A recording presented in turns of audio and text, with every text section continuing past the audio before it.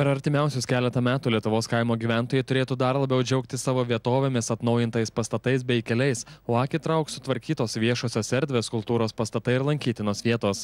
To galima tikėtis stebint kaimo bendruomenių ir nevyriausybinių organizacijų aktyvumą, teikiant paraiškas pagal Lietuvos kaimo plėtros 2007-2013 metų programos priemonę vietos plėtros strategijų įgyvendinimas. Jonavos rajone sulaukta net 20 paraiškų. Projektai yra įvairūs, ir infrastruktūra, ir minkštieji projektai susijęs su bendruomenės aktyvinimu ir puoselėjimu.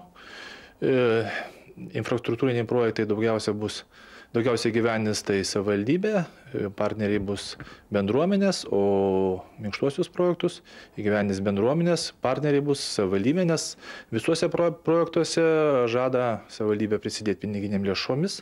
Kaimo ekonominį gyvybingumą ir gyvenimo kokybę gerinti pasiryžusios visos 51 Lietuvoje veikiančios vietos veiklos grupės parengė ir nacionaliniai mokėjimo agentūrai pateikė vietos plėtros strategijas.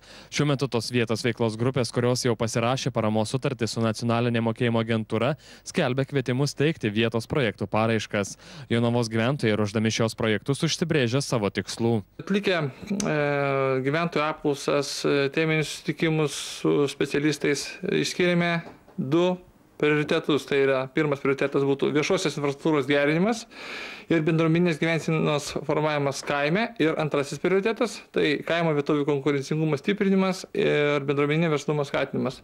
Vietos plėtros strategijos bus įgyvendinamos remiantis visomis kaimo plėtros programos trečiosios krypties priemonėmis: perėjimas prie nežemės ūkio veiklos, parama verslo kūrimo ir plėtrai, kaimo turizmo veiklos skatinimas, kaimo atnaujinimas ir plėtra. Jonavos gyventojai įsitikinę, kad be ES pinigų planuojamų projektų neįgyvendintų. Atsiranda tam tikra kontrolė, pirmiausia, iš skiriančiųjų pinigus institucijų. Reiškia, automatiškai žmonės turi pasitemti, gaudami tas lėšas. Reiškia, toks viliojantis dalykas. Reiškia, nori gauti pinigų, bet turi tvarkyti buhalteriją, turi, reiškia, planuoti, galvą sukti, kaip tai bus sutvarkyta, įforminta. Be to, vietos veiklos grupės savo strategijose galėjo nusimatyti ir kitas priemonės, kuriomis siekiama trečiosios krypties tikslų. Jonavos rajono gyventojai sako, kad už gautus pinigus tvarkys viešasias erdves, sporto aikšteles, o kai kurių kaimų gyventojams nuotekas. Bendruomenių paslaugų centrų įkūrimų, Bugonių krašto partizanų aukų paminėjimų, taip pat ir mokyklos 90-mečio jubiliejų šventė. Kiti projektai yra infrastruktūriniai, tai Iškonių kultūros namų remontas, kuris bus užbaigtas šiais metais.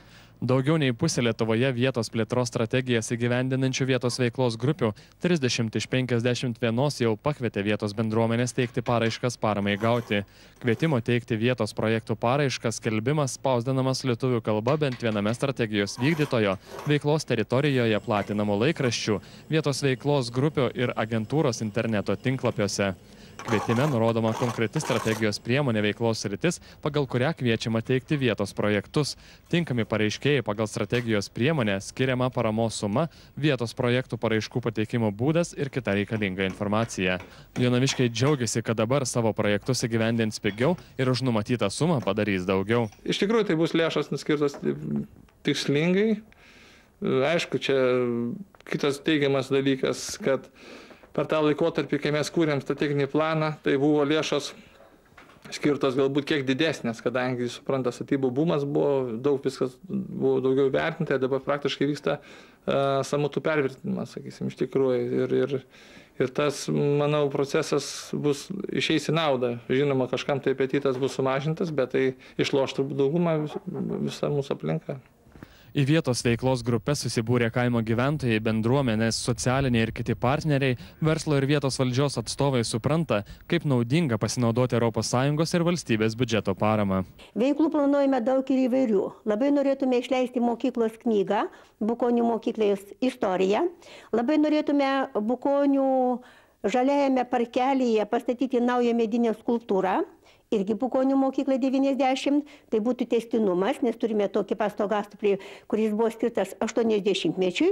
Vietos veiklos grupė gavus vietos projektų paraiškas atliks jų vertinimą ir priims sprendimą dėl paramos skirimo arba neskirimo. Nacionalinė mokėjimo agentūra šį sprendimą dar turės patvirtinti. Su paramos gavėjais, kurių projektai bus patvirtinti kaip tinkami paramai, bus sudarytos trišalės paramos teikimo sutartys.